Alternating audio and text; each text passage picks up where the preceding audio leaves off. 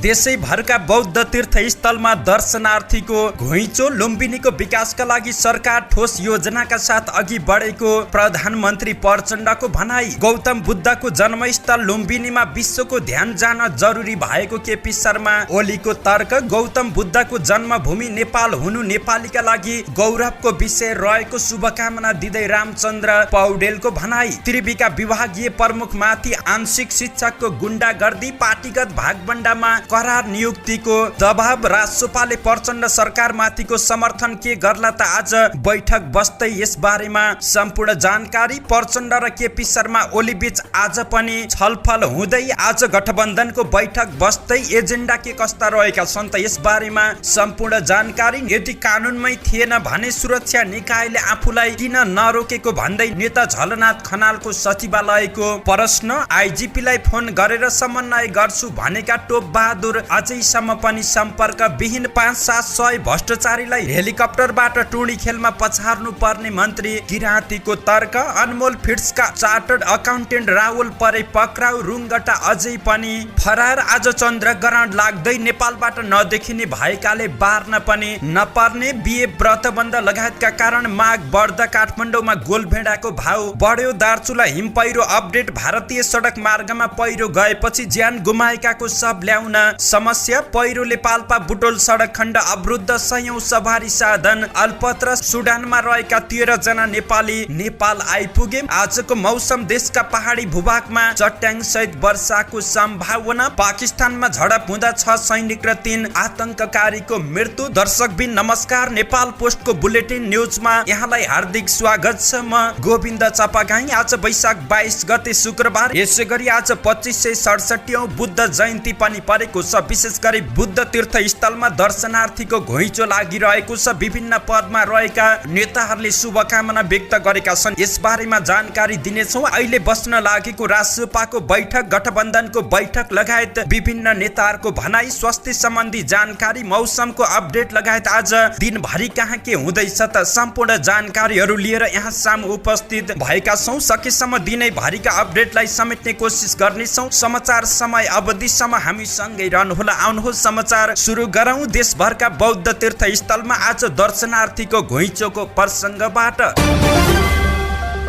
2567औं बुद्ध जयन्तीका अवसरमा आज देशभरका बौद्ध तीर्थस्थलमा दर्शनार्थीको घुइँचो लागेको छ। रूपन्देहीको लुम्बिनी, काठमाडौँको स्वयम्भू बौद्ध लगायत तीर्थस्थलमा बौद्ध धर्म मान्नेको बिहानैदेखि घुइँचो लागेको छ। यस अवसरमा लुम्बिनी स्वयम्भू बुद्ध लगायत स्थलमा विविध कार्यक्रम आयोजना गरिएका छन्। स्वयम्भू परिसरमा रहेको आनन्द कुटी बिहारको बौद्धको अस्तु धातु दर्शनका लागि राखिएको छ। प्रत्येक वर्ष वैशाख शुक्ल पूर्णिमाका दिन मनाइने बुद्ध जयन्ती पर्व आज भगवान विष्णुको 9औं अवतारका रूपमा जन्म लिनु भएका सिद्धार्थ गौतमको पूजा आराधना एवं प्रवचन गरी मनाइँदैछ। सिद्धार्थ गौतमले विश्व शान्ति स्थापनाका लागि पुर्याएको योगदानको स्मरण स्वरूप यो पर्व मनाउन लागिएको छ। ईसापूर्व 563 अर्थात् आज भन्दा 2567 वर्ष अघि रूपन्देही जिल्ला स्थित लुम्बिनी उद्यानमा पिता राजा शुद्धोधन र माता माया देवीको गर्भबाट वैशाख शुक्ल पूर्णिमाका दिन सिद्धार्थ गौतमको जन्म भएको थियो।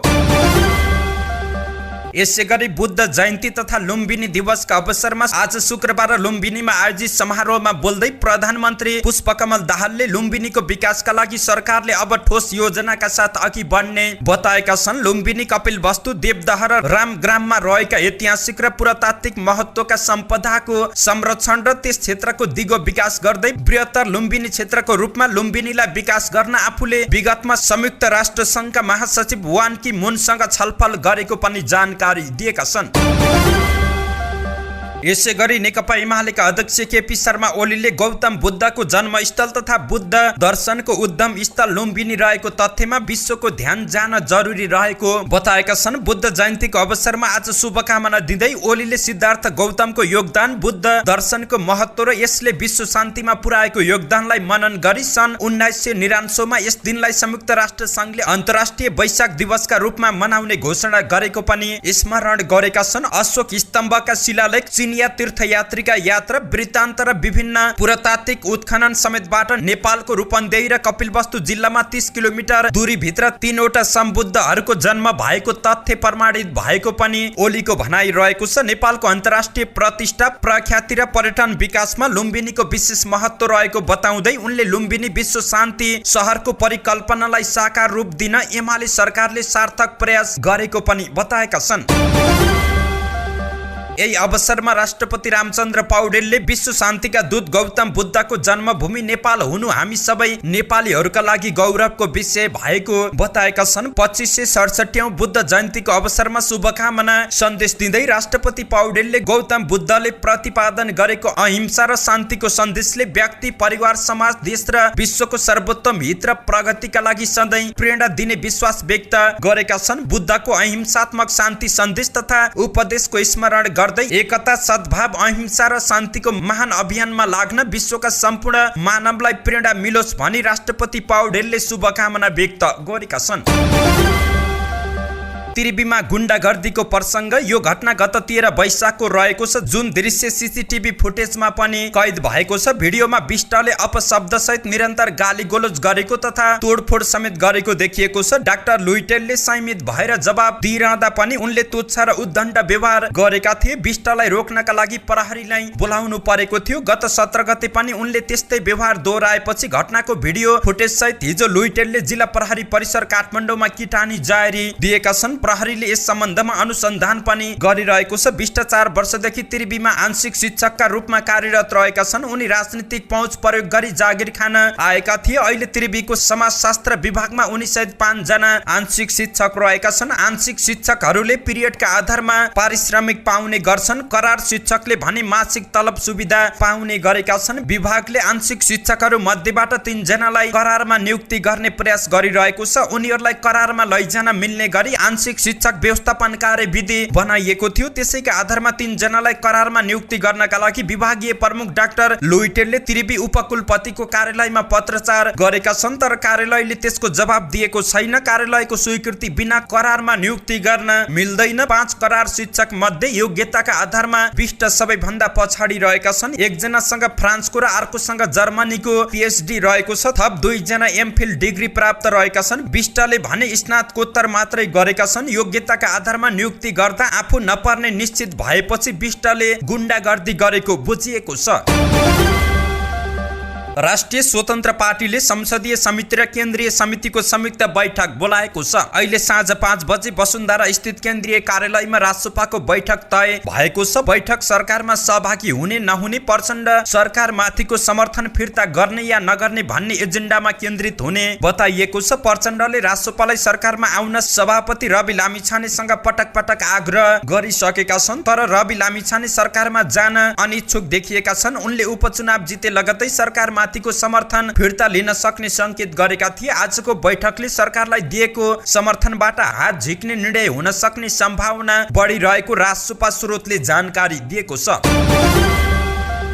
प्रधानमन्त्री पुष्पकमल दाहाल प्रचण्ड र एमाले अध्यक्ष केपी शर्मा ओली बीच आज शुक्रबार पनि भेटवार्ता हुने भएको छ। समाचार सङ्कलन गर्दै गर्दाको समय अवधिसम्म 3 बजे भेटवार्ताका लागि समय तय भएको प्रधानमन्त्रीको सचिवालयले जानकारी दिएको थियो। दिउँसो 3 बजे सिंहदरबारमा भेटवार्ता गर्ने गरी समय तय भएको छ। भेटवार्ताको एजेन्डा बारे थाहा छैन। प्रधानमन्त्री प्रचण्डको सचिवालयका एक सदस्यको भनाइ रहेको छ। नक्कली भुटानी प्रकरणमा एमालेका सचिव तथा प्रतिनिधि सभा सदस्य टोप बहादुर रायमाझी विरुद्ध पक्राउ पर्ची जारी भएसँगै प्रचण्ड ओली भेटवार्ता बाक्लो हुन लागेको छ। बिहिबार पनि 2 नेताबीच सिंहदरबारमा भेटवार्ता भएको थियो। बिहिबारको भेटवार्तामा अध्यक्ष ओलीले भुटानी शरणार्थी प्रकरणमा आफ्नो पार्टीका नेतालाई षड्यन्त्रपूर्ण ढङ्गले फसाउन खोजिएको त होइन भन्दै प्रश्न गरेका थिए। आज सत्ता गठबन्धनको बैठक पनि बोलाइएको छ। समाचार सङ्कलन गर्दै गर्दाको समय अवधिसम्म बालुवाटार स्थित प्रधानमन्त्री निवासमा अहिले साँझ 5 बजे बैठक बोलाइएको छ। आजको बैठकमा आगामी आर्थिक वर्षको नीति, कार्यक्रम र बजेट बारे छलफल हुने पनि बताइएको छ। 2 दिन अघि पनि गठबन्धनमा सरकारको नीति तथा कार्यक्रम र बजेटका बारेमा प्रारम्भिक छलफल भएको थियो। नेकपा एकीकृत समाजवादीका सम्मानित नेता झलनाथ खनालको सचिवालयले गाडी बिना अनुमति डोमेस्टिक एम्प एरिया प्रवेश गरेको विषयमा प्रकाशित समाचार प्रति ध्यानाकर्षण भएको जानकारी दिएको छ। केही सञ्चार माध्यमले उक्त विषयमा समाचार प्रकाशन तथा प्रसारण गरेको भन्दै नेता खनालको सचिवालयले आफ्नो ध्यानाकर्षण भएको जानकारी दिएको छ। विज्ञप्तिमा भनिएको छ, पूर्व प्रधानमन्त्री झलनाथ खनाल 19 गते जनकपुरबाट काठमाडौँ आउँदै गर्दा पहिलाकै सिस्टम अनुसार नै एयरपोर्टको सुरक्षा टिम र नेपाल नागरिक उड्डयन प्राधिकरण र त्यो अन्तर्गत निकायहरूसँगको समन्वयमा पूर्व प्रधानमन्त्रीको गाडी आन्तरिक टर्मिनलसम्म पुगेको हो। यसभन्दा अगाडि पनि कयौं पटक डोमेस्टिक एयरपोर्टबाट काठमाडौँ बाहिर जाने र आउने त्यसै समन्वयको प्रक्रियाबाट अगाडि बढिरहेको अवस्था रहेको थियो। हामी मात्र नभई सबै पूर्व प्रधानमन्त्रीहरूले यही सिस्टम अवलम्बन गर्दै आइरहेको अवस्था पनि रहेको छ। नियम कानुनमै थिएन भने त्यहाँ जानु पूर्व नेपाल नागरिक उड्डयन प्राधिकरण वा अन्य सुरक्षा निकायले किन नरोकेको भन्दै प्रश्न पनि गरिएको छ। नेपाली नागरिकलाई भुटानी शरणार्थी बनाएर अमेरिका पठाउने भन्दै रकम असुली गरेको गिरोहसँग साँठगाँठ देखिएपछि पूर्व ऊर्जा मन्त्री एवं नेकपा एमालेका सचिव टोपबहादुर रायमाझी अहिले प्रहरीको खोजी सूचीमा रहेका छन्। बुधबार पक्राउ पर्ची जारी हुँदा उनी अर्घाखाँचीको महेन्द्र विद्योदय माध्यमिक विद्यालयको हिरक महोत्सवमा विशेष अतिथिका रूपमा सहभागी भइरहेका थिए। कार्यक्रममा सभामुख देवराज घिमिरे पनि उनीसँगै रहेका थिए। राति 9 बजे उनी घिमिरेसँगै भैरवा विमानस्थलबाट काठमाडौँ फर्कने तयारीमा रहेका थिए। त्यही बेला उनले प्रहरी महानिरीक्षक वसन्त बहादुर कुमारसँग सम्पर्क गरेर करिब 15 मिनट कुराकानी गरेका थिए। प्रधानमन्त्री पुष्पकमल दाहाल प्रचण्डलाई बिहिबार भेटेर फर्किएपछि एमाले अध्यक्ष केपी शर्मा ओलीले पनि भनेका छन्, मैले कुरा गरेको थिएँ टोपबहादुर रायमाझीसँग, पक्राउ पर्चीबारे जानकारी छ भनेको थिएँ। स्रोतका अनुसार महानिरीक्षक कुमारसँग सम्पर्क गरेका उनले आफू विरुद्ध पक्राउ पर्ची जारी भए नभएको बारे सोधेका थिए। जवाफमा कुमारले आफूलाई त्यसबारे थाहा नभएको बताउँदै सम्बन्धित प्रहरी परिसरका प्रमुख वा त्यहाँका अधिकृतसँग सम्पर्क राख्न भनेको स्रोतले बताएको छ। आइजिपीसँग कुराकानीमा रायमाझीले आफ्नो चरित्र हत्या गर्न खोजिएको दाबी गरेका थिए। उपत्यका अपराध अनुसन्धान कार्यालयमा परेको उजुरीका आधारमा अनुसन्धान थाल्दा 12 चैतमा गिरोहका नायक केशव दुलाल, सानु भण्डारी, टेक गुरुङ पक्राउ परेका थिए। दुलाल काङ्ग्रेस नेत्री सुजता कोइराला परराष्ट्र मन्त्री भएका बेला उनको सचिवालयमा कार्यरत रहेका थिए। उनीहरूको बयानका आधारमा रायमाझी विरुद्ध पक्राउ पर्ची जारी भएको थियो।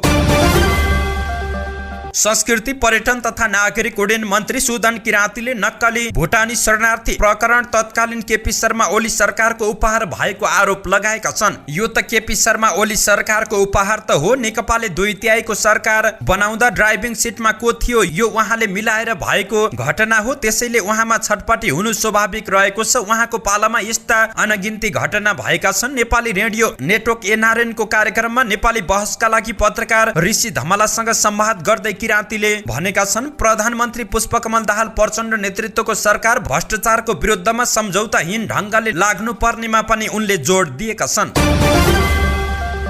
चितवनका पोल्ट्री व्यवसायी शंकर कणेलको मृत्युबारे अनुसन्धान गर्न प्रहरीले अनमोल फिट्सका चार्टर्ड अकाउन्टेन्ट जीवन रावललाई पक्राउ गरेको छ। बझाङको 26 पाथीभेरा गाउँपालिका 1 का 36 वर्षीय रावललाई बिहिबार बाराको जितपुर सिमरा उपमहानगरपालिका 2 बाट प्रहरीले पक्राउ गरेको छ। कतिपय हिसाब नै लुकाएर त कतिपय कणेलले कमजोरीहरू प्रदीप रुङ्गटालाई भनेर उनीहरूबीच तनाव ल्याउने काम गरेको आरोप रावलमाथि लागेको छ। कणेलका व्यापार साझेदार प्रदीप रुङ्गटा र चार्टर्ड अकाउन्टेन्ट रावल विरुद्ध कणेलका परिवारका सदस्यले प्रहरीमा किटानी जारी दिएका थिए। समाचार सङ्कलन गर्दै गर्दाको समय अवधिसम्म रुङ्गटा भने फरार रहेका छन्। रुङ्गटाको खोजी भइरहेको चितवन प्रहरीले जानकारी दिएको छ।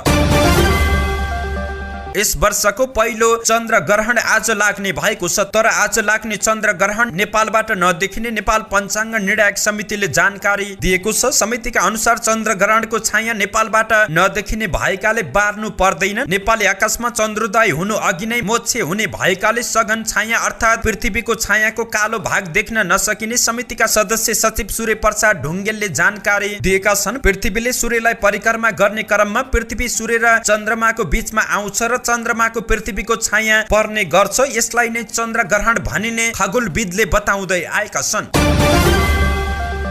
बिहे व्रत बन्दका कारण काठमाडौँमा गोलभेडाको भाउ बढेको छ। माग अनुसार गोलभेडाको आयात नहुँदा भाउ बढेको काठमाडौँ मुख्य थोक बजार कालीमाटी फलफुल तथा तरकारी बजार विकास समितिले जानकारी दिएको छ। अघिल्लो हप्ता थोक बजार कालीमाटीमा किलोको 15 देखि 20 रुपियाँसम्म कारोबार भएको गोलभेडा अहिले किलोको 50 देखि 60 रुपियाँमा थोक मूल्य बिक्री हुन थालेको छ। समितिका उपनिर्देशक एवं सूचना अधिकारी विनय श्रेष्ठका अनुसार यो हप्ता गोलभेडाको माग निकै बढेको छ। दैनिक भान्सामा अचार र तरकारीमा समेत प्रयोग हुने भएकाले अन्य तरकारी भन्दा गोलभेडाको धेरै कारोबार हुने गर्छ। होटेलमा पनि गोलभेडाको माग धेरै हुने गरेको छ। यो हप्तादेखि विवाह र व्रत बन्धको लगन समेत सुरु हुन थालेकाले गोलभेडाको माग बढेको स्रोतले जानकारी दिएको छ। काठमाडौँ उपत्यका सँगै धादिङ काभ्रे चितवन सर्लाही लगायत ठाउँबाट गोलभेडा भित्रने गरेको छ। यस्तै पहिले भारतबाट धेरै भित्रने गरेकोमा अहिले अनुपात घटेको पनि समितिले जानकारी दिएको छ।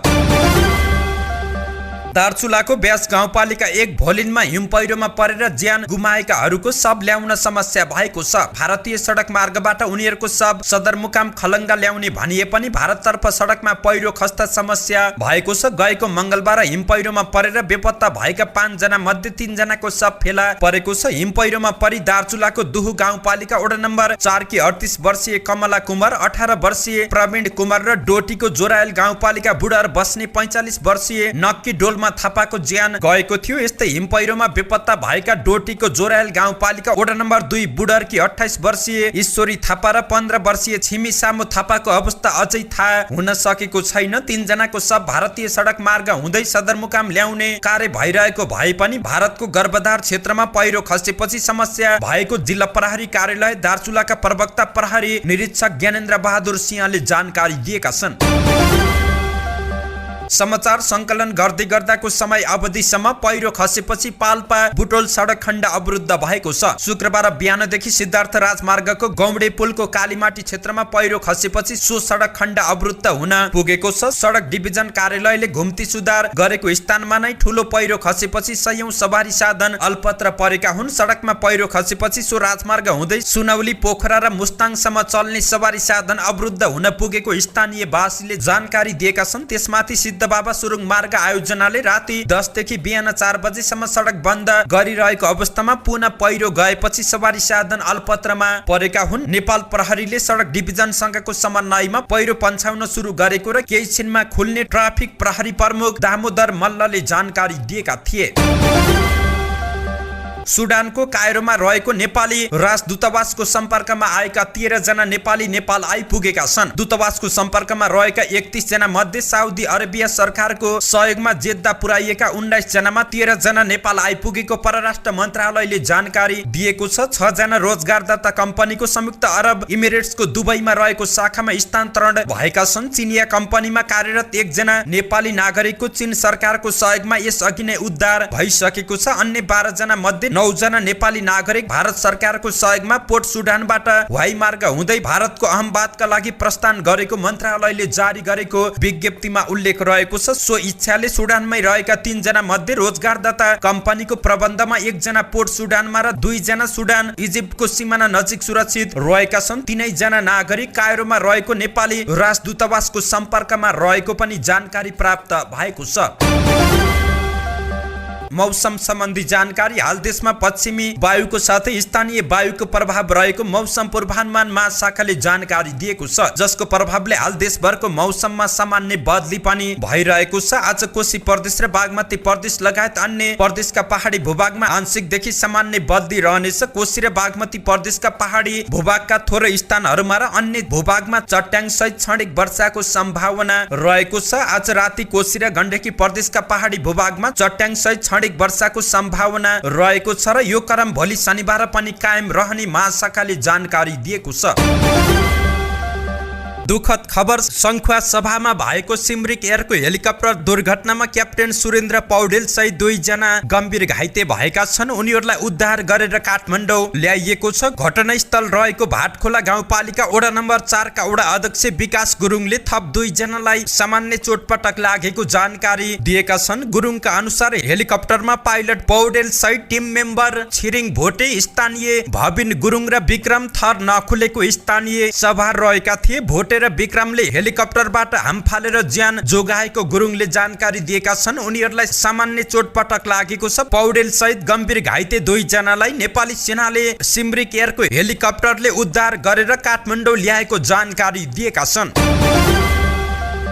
जाँदै अन्तर्राष्ट्रिय प्रसङ्ग, पाकिस्तानको उत्तर पश्चिम प्रान्तमा भएको सशस्त्र झडपमा 6 सैनिक र 3 आतंककारीको मृत्यु भएको पाकिस्तानी सेनाले जानकारी दिएको छ। पाकिस्तानी सेनाको मिडिया शाखा इन्टर सर्भिसेस पब्लिक रिलेसन्सका अनुसार अफगानिस्तानसँग सीमा जोडिएको उत्तरी क्षेत्रमा सुरक्षा बल र आतंककारी बीच गोली हानाहान भएको थियो। सेनाले 3 आतंककारीलाई घटनास्थलमै मारेको र अन्य 2 जना घाइते भएको पनि जानकारी प्राप्त भएको छ। उक्त क्षेत्रमा रहेका हुन सक्ने आतंककारी लडाकुको खोजीका लागि उक्त क्षेत्रलाई प्रहरीले घेराहाली खोजी सुरु गरेको पनि विज्ञप्तिमा जनाइएको छ। धन्यवाद। यस्तै ताजा समाचारको लागि नेपाल पोस्ट हेर्दै गर्नुहोला।